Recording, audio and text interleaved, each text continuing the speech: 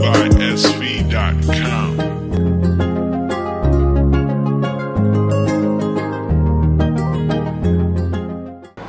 Chers frères et sœurs, shalom, bienvenue dans notre émission Inselchair, une émission réservée aux mariés et aux candidats au mariage. Bien-aimés, aujourd'hui, nous voulons commencer un enseignement. Je ne pense pas l'avoir terminé aujourd'hui. Je voudrais que nous puissions parler sur les mariages chrétiens. Parce que, bien aimé, bien qu'il y a de nombreux ouvrages qui sont écrits sur le mariage et sur la vie conjugale, bien aimé, croyez-moi que la Bible reste le livre d'autorité à ce sujet. C'est lui, Dieu, qui est l'instigateur du mariage. Alors, ce qu'il dit à propos du mariage, c'est ce qui reste vrai et qui reste valable. C'est pour cela, bien aimé, tellement on a écrit sur le mariage et le mariage aujourd'hui a été tronqué. Nous ne vivons plus le mariage selon la vision de Dieu, selon la façon dont Dieu a conçu le mariage. Aujourd'hui, il y a trop de choses qui se disent à propos des mariages.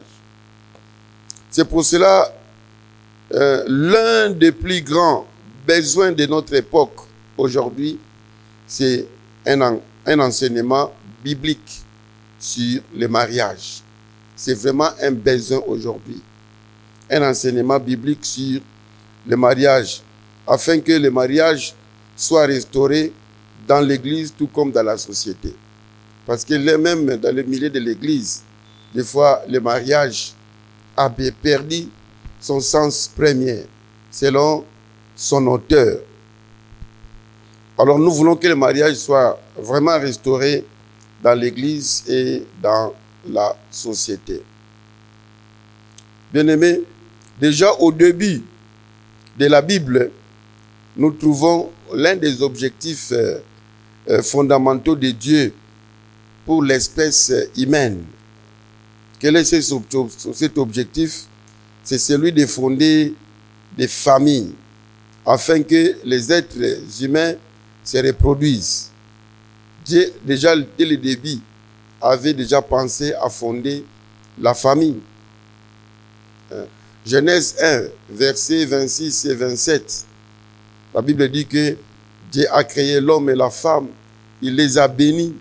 Il les a dit de se reproduire, de se multiplier, de remplir la terre, de la l'assujettir.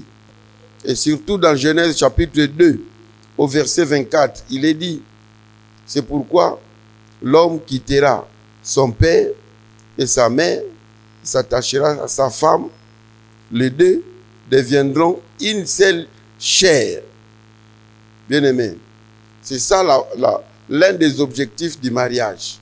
C'est que l'homme s'attache à sa femme et qu'il puisse fonder un foyer.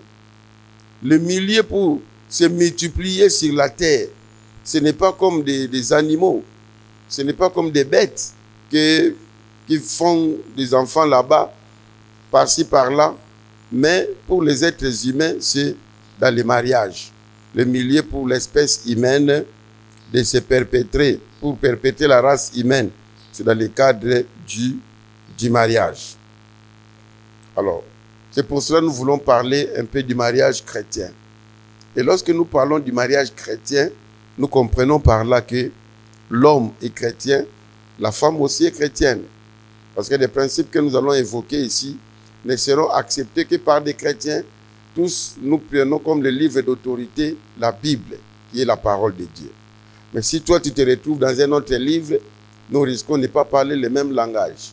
Donc, cette émission, c'est pour des enfants de Dieu, pour les gens qui ont reçu Jésus-Christ comme Seigneur et Sauveur personnel. Parce que c'est lui qui est venu nous présenter les pères. Jésus a dit à Philippe que celui qui me voit a vu les pères. Donc, si vous voyez un autre prophète, je me demande si celui que vous voyez, c'est vraiment celui en qui vous croyez est vraiment le Dieu d'Israël? Ça, c'est une question qui reste posée. Ok. Pour cette émission, je vais évoluer dans 5 points. Le premier point, je vais parler sur le mariage chrétien dure toute la vie, c'est-à-dire la vie entière. Ça sera le premier point que nous allons épingler aujourd'hui. Le deuxième point, Dieu a créé les genres, espèces mâles et femelles, hommes, femmes. Troisième point, je vais parler sur l'alliance du mariage. Le quatrième point, je vais parler sur les vœux du mariage. Les au pluriel, vœux au pluriel. Les vœux du mariage. Et cinquième point, je vais parler sur le mariage chrétien est un engagement. Nous allons nous limiter là où nous allons nous limiter pour aujourd'hui. Espérant que dans les prochains numéros, nous allons tout épuiser. Premier point, le mariage chrétien dure la vie entière. Dans Matthieu chapitre 19, au verset 5 et 6, notre Seigneur Jésus, il cite Genèse chapitre 2, verset 24. Et il le cite en tant que commandement de Dieu. Il dit que les deux deviendront une seule chair et que l'homme ne sépare pas ce que Dieu a uni. Dans d'autres versions, on dit que l'homme ne sépare pas ce que Dieu a joint. Bien-aimés, vous savez que il y a des paroles de Dieu que l'homme n'a pas le droit d'annuler. Vous ne pouvez pas annuler cette parole. Ce que Dieu a joint, ce que Dieu a uni, vous ne pouvez pas les séparer. Bien-aimés, nous prononçons souvent ces paroles dans les cérémonies de mariage chrétien. Dans tous les mariages chrétiens, l'homme de Dieu dit que personne ne sait pas ce que Dieu a joint. Nous les prononçons. Mais est-ce que nous pratiquons vraiment cette parole? Parce que nous voyons, il y a des mariages qui sont dissous par les hommes de Dieu ou par les parents. Ici, nous ne parlons pas de l'État. Ici, nous sommes dans la Bible parce que l'État a comme document fondamental le code de la famille accepté au Parlement, par les députés, tout ça. Mais pour nous, notre document, c'est la Bible. Alors, il faut aussi garder en tête, bien aimé, que les paroles du prophète Malachi, ce que Malachi a dit, nous devons garder ça en tête. Malachi chapitre 2, au verset 16. La Bible dit, « Car j'ai hais la répudiation, dit l'Éternel, le Dieu d'Israël. » C'est Malachi qui le dit, que Dieu hait la répudiation. Il ne veut pas que l'homme puisse répudier sa femme. Alors, vous prendrez donc garde à votre esprit. Vous ne serez pas des traîtres. Le verset s'arrête là. Donc, pour Dieu, celui qui répudie sa femme, c'est un traître. Il a trahi sa femme. Alors, ce que Dieu déteste, nous devrons aussi les détester. Comme Dieu déteste la répudiation, nous aussi nous devons détester la répudiation. Cependant, nous devons toujours garder une attitude d'amour et de compassion à l'égard de nos amis divorcés. Notre désir est d'être une voie positive pour la restauration du mariage. Voilà notre désir. C'est que nous voulons être cette voie-là qui va restaurer le mariage, une voie positive pour la restauration du mariage. Dieu est la répudiation. Malachi 2, verset 16. Et Jésus dit que personne ne sépare ce que Dieu a joint. Matthieu 19. Alors, verset 5 à 6. Alors, nous devons détester ce que Dieu déteste. Tout enfant de Dieu doit voir en lui l'esprit d'oublier même le mot divorce. quels que soient les problèmes qui pouvaient venir au couple, il faut oublier les divorces. Chercher toute voie de solution sauf les divorces. Sauf les divorces. Chercher toute voie de solution qui glorifie Dieu, évidemment. Deuxième point, Dieu a créé les gens. Quand nous lisons Genèse 1, verset 27, ces passages nous enseignent deux faits importants sur la nature humaine. D'abord, c'est l'homme. L'homme a été créé à l'image de Dieu. Nous voyons ça dans ces versets. Ensuite, il a été conçu de deux genres. L'homme est conçu de deux genres. Il y a l'aspect masculin que nous appelons homme. Et il y a l'aspect féminin que nous appelons femme. Alors, Dieu a créé les deux genres pour le dessein vital de la reproduction de l'espèce humaine. Dieu a créé l'homme et la femme pour la reproduction de l'être humain bien-aimé. Les cadres pour la reproduction du monde, ce n'est pas dans des appareils où on montre aujourd'hui, on fait l'insémination, c'est l'insémination, des histoires qu'on prend des germes masculins, on les dépose dans des appareils et puis il y a une grossesse qui se fait par des appareils et puis on prend ça, on dépose dans le ventre d'une femme porteuse qui pouvait les porter pendant 9 mois et puis on opère, on donne à maman, voici ton enfant, papa, voici. Non, ça ce n'est pas le plan de Dieu. Dieu a créé l'homme, il a créé la femme pour la reproduction, pour la multiplication. C'est pour cela qu'il a créé les deux espèces. Alors, un autre objectif de Dieu dans la création de l'espèce humaine en deux genres était aussi de montrer la relation éternelle entre Christ et son Église, l'époux et l'épouse. Et vous verrez surtout l'apôtre Paul, il étale cela dans Éphésiens, chapitre 5, du verset 22 jusqu'au verset 33. L'apôtre Paul compare la relation entre Christ et son Église par rapport à la relation entre l'homme et la femme. Et l'apôtre Paul dit que c'est un mystère. Donc, bien aimé, en créant deux sexes, Dieu a donné une bénédiction au monde, celle de la vie des familles, comme étant la pierre angulaire pour établir une société saine. Voilà.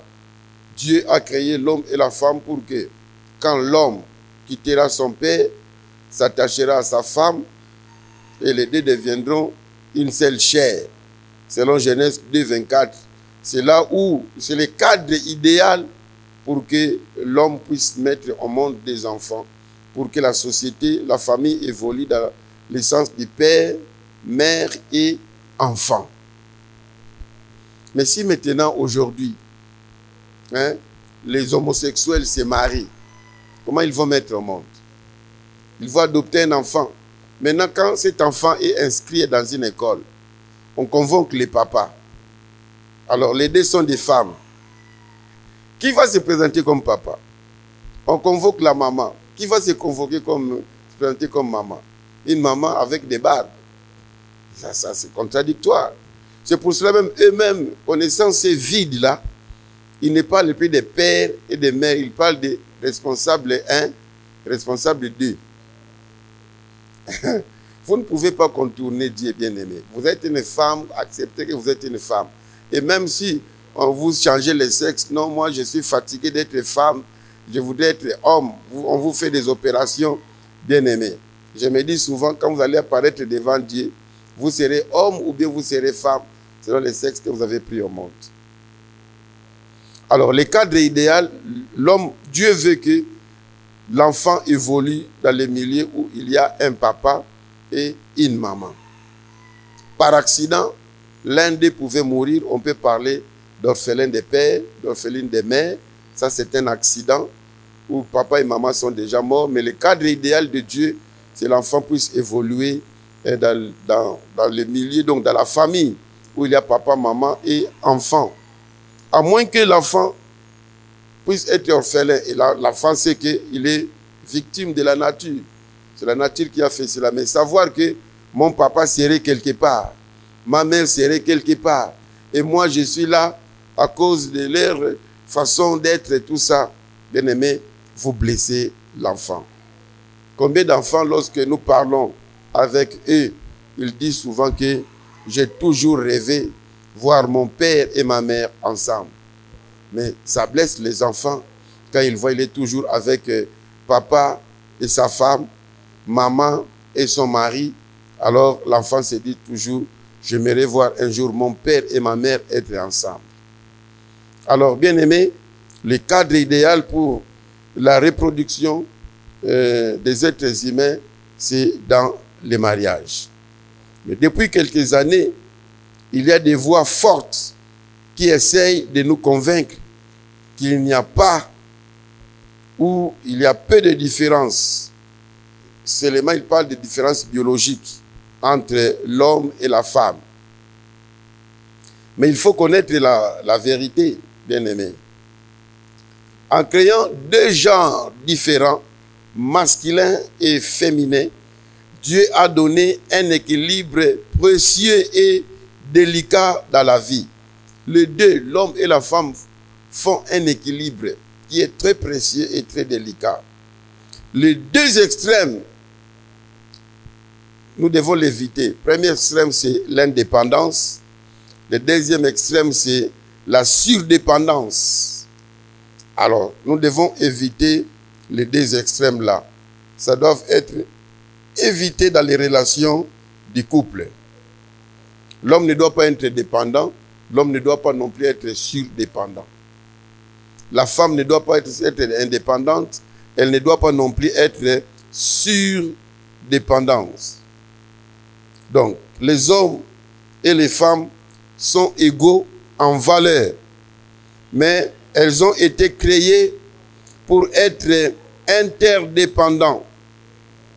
L'homme doit dépendre de la femme doit dépendre de l'homme. Tous deux ont des contributions égales, mais différentes à apporter dans la relation. Donc, dans les relations homme-femme, la femme a apporté, l'homme aussi, il a à apporter. Dieu a donné à la femme la capacité merveilleuse de répondre aux profonds besoins d'amour de l'homme. Ça, c'est la capacité que Dieu a donnée à l'homme. Une capacité merveilleuse de répondre aux profonds besoins de l'homme. C'est pour cela que Dieu dit dans Genèse 2, verset 15, « Il n'est pas bon que l'homme soit seul. Je lui ferai une aide semblable. » Le mot qui est traduit par être aide a plusieurs racines. En hébreu, ça pouvait dire aussi quelqu'un qui complète. Ça pouvait dire aussi quelqu'un qui secourt, quelqu'un qui va lui secourir. Ça pouvait dire aussi un refuge, quelqu'un auprès de qui il peut se réfugier à tout moment. Donc, la femme est là pour compléter l'homme. La femme est là pour secourir l'homme. La femme, c'est un refuge pour l'homme. Mais il a donné à l'homme une capacité forte de répondre aux besoins de protection et de sécurité de la femme. Quand l'homme n'est pas là, la femme ne se sent pas protégée. Quand l'homme n'est pas là, la femme se sent à l'insécurité. Donc, vous voyez, il y a une interdépendance. La femme, pour remplir les besoins vitaux de l'homme, l'homme, c'est pour assurer la protection et la sécurité de l'homme. Alors, pour aujourd'hui, je crois qu'on va s'arrêter là-bas. Prochainement, nous allons parler de l'alliance, des mariages. Nous allons parler aussi des vœux des mariages. Et nous allons parler aussi sur le mariage exige l'engagement de l'homme et de la femme, ou de l'époux et de l'épouse. Ne manquez pas au prochain numéro. Là, vous aurez l'intégralité de tous ces 3 éléments qui nous restent à épingler. Que le Seigneur vous bénisse. Beats by SV.com